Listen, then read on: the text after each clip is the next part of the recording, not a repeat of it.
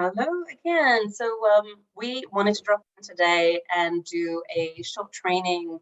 This is going to be the first one of a set of four that we're about to release. We haven't quite decided on the name. I think we're kind of doing something about like your dream client series or your lead gen series. But basically, we're going to be talking for the next 4 weeks all about who's your dream client, where to find them, how to have sales-based or nurturing conversations with people, and also how to get them to either your events or to buy your stuff. It sounds simple, right? It sounds super simple, but let's face it, if you've been in the online industry for a while, it can get really gnarly out there and it can get ultra confusing about, what is my niche? What kind of business do I want to do? Who's my ideal client? Oh my gosh, I don't have an ICA, I don't have an ideal client. And it can all get really stressful and overwhelming. I know for myself, I spent a good part of 2 years experimenting with different niches, different, audiences. And, yeah, I think almost the more courses you do on it, the more confused we can get sometimes. So we just wanted to drop in today.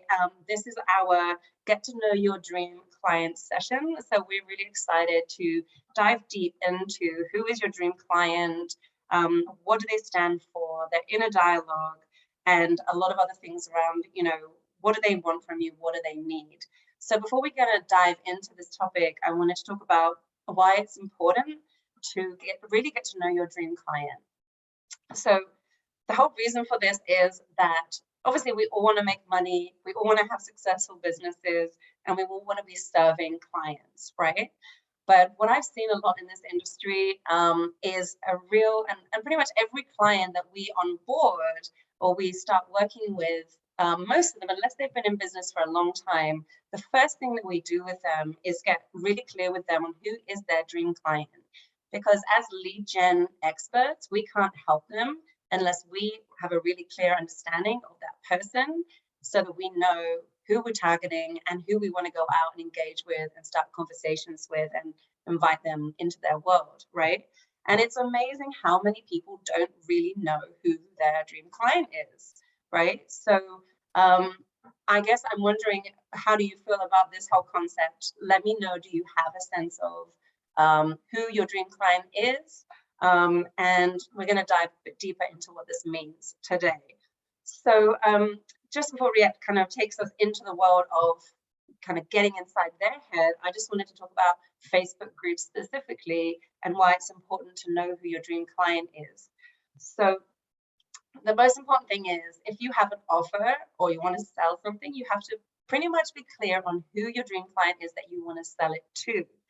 We'd all love to have people just, rolling up, queuing up to buy from us. But the reality is that this is not often the case, right?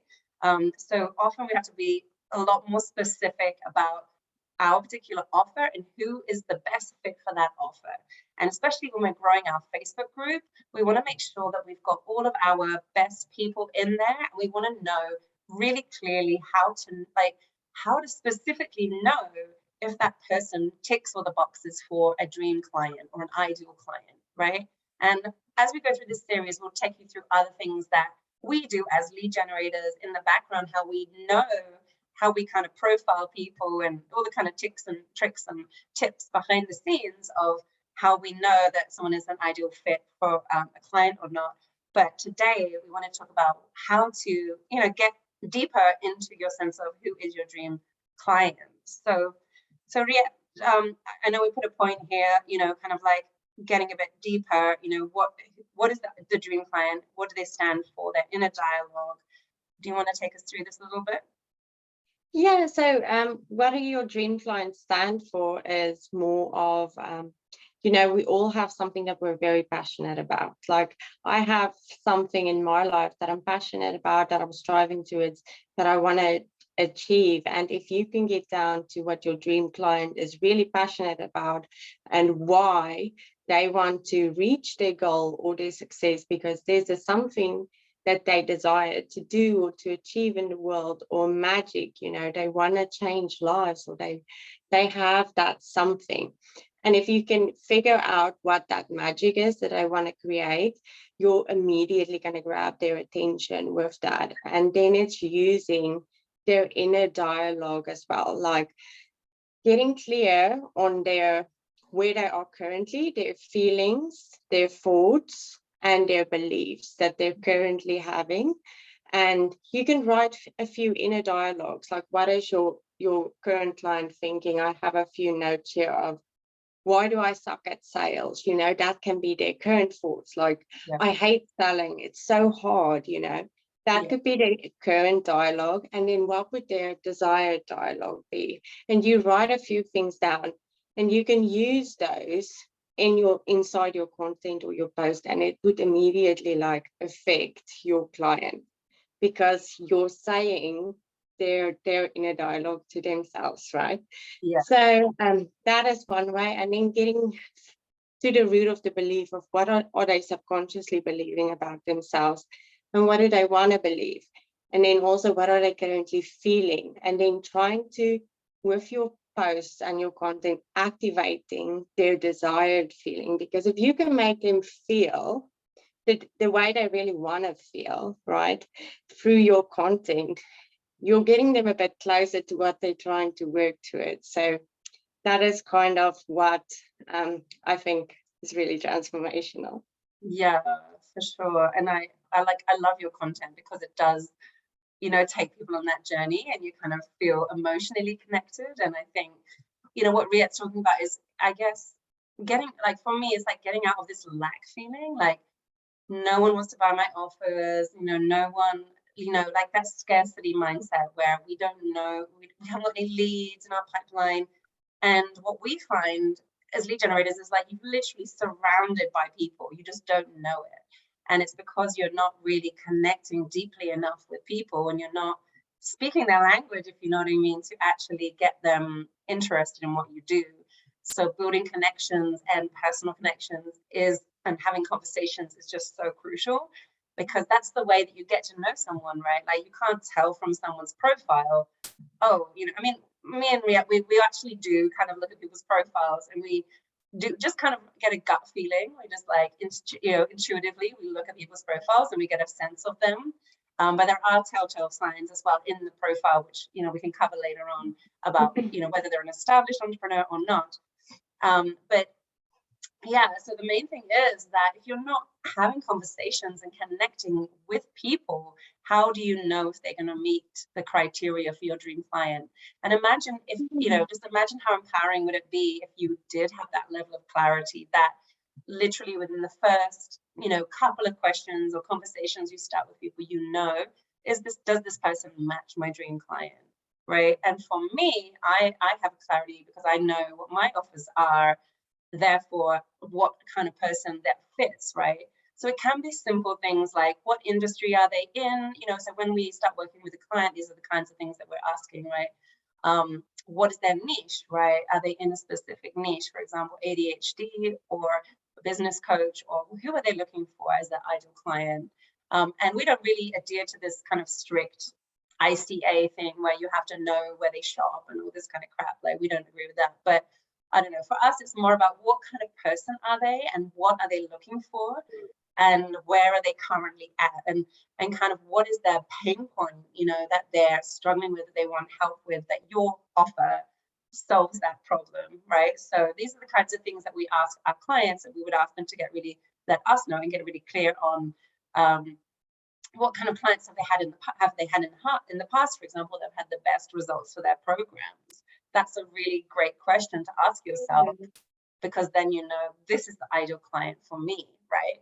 So you might have an idea of who your dream client is, but it might not actually be who is the best fit for your programs, and who can really, what we want is people that are self-responsible, that are going to make massive changes in their lives. They're going to grow their business. They're going to, you know, these are the people we really want to work with, right? Everybody wants to work with self-motivated people. So sometimes it is worth taking a step back before you just try to sell to nobody, which is generally what's happening out there. Let's face it, we're just throwing stuff out there, throwing spaghetti on the wall, and just hoping that someone sees our stuff. Take a step back and actually think, review your offers. Who is this offer perfect for? If you need a second set of eyes on it, get someone to help you. Get me and Riette to look at your office stack or whatever, right? And actually think, you know, who in the past have I worked with that really, really got the most out of this, right? And that gives you a very good indication of who your dream client is. Not the people that didn't succeed, not the people that kind of made excuses and didn't really succeed in your programs, right? So yeah, so that's the difference between a dream client and just a client. And what we're talking about today is being really intentional about your dream client so that you know when you're interacting, when you're growing your audience and you're growing your Facebook group, that you can have those conversations on the side and know very quickly through this kind of questioning process, are they my dream client or not? And there's things that, you know, you can obviously do, like what we start off with is, are they already part of an existing community? Do they have their job title in or their business in their profile? Do they have profile, like branded images in their banners, for example, which shows that they're more established? Do they have a website? You know, this is the kind of background stuff that you can check. And then what we do as well is when they come into a Facebook group, we grab certain key data that they give us, which literally answers questions for us around what their dreams are, like Riette was saying, what they want, what they're struggling with, what is it they want to achieve, right? So I hope this was helpful today. Was there anything else you wanted to throw in the mix there, Riette? We did have a point here about like, where do they hang out? What do they want? What do they need? I kind of covered that, but was there anything else you wanted to? Yeah, no, I was just thinking of adding to the point where you say, you know, it's good to reflect on your old clients. Obviously, the more clients you have, you grow experience, and some experiences are not so positive. And looking at qualities in some of your clients, and you realize that these are the clients that really succeed with working with me. And it's just because we might have a better connection, or they understand me in a better way, or, you know, and you want to work with those that you know you can bring the transformation for, and not just any client. So it's really important to get clear on, you know, get clear on who they are as a person, and what qualities do they have, what do they stand for.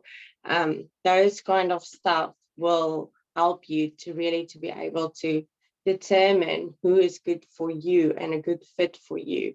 And it's not that anyone's bad or anything.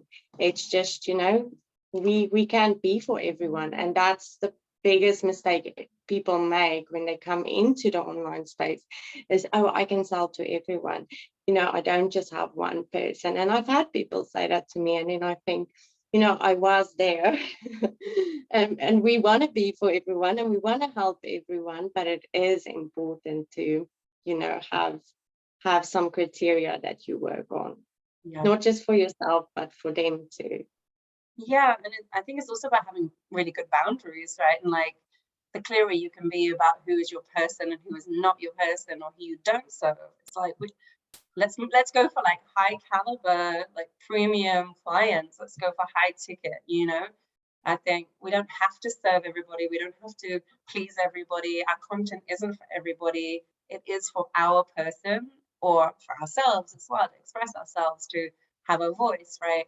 So you know, I think there's a real mistake in the industry where it's kind of like easy money, let's just sell as much as we can to whoever will buy. And it's a very toxic thing, let's be honest, because how many people join up to programs or courses that they either don't even finish or start, or they don't ever get the results of the program, you know. And we're all about selling with integrity online and building a business that's joyful for you, right? So we also don't want to have like vampire kind of clients either that suck you dry, and you know. So yeah, so anyway, it was a really interesting conversation today about getting to know your dream client. This is just step one. Look out for the remaining trainings we've got coming out over the next 4 weeks, and we look forward to taking you through the whole process that we do in how we get clients for our clients, right? So yeah, it's been wonderful chatting with you today, and yeah, we'll talk to you again soon. And of course, reach out to us, comment, just put up your hands for help. It's like, it's so much better to be supported in this journey than it is to just be struggling on your own and thinking that there's something wrong with you. Like, there is nothing wrong with you. So there really isn't. And it's just, it can be really daunting, this space, right? Even if you've been in it for a long time. So yeah, we look forward to supporting you more. And that's us. That's like from Kat and Ria tonight. And yeah, excited to connect with you more. Okay, talk to you soon. Bye. Bye.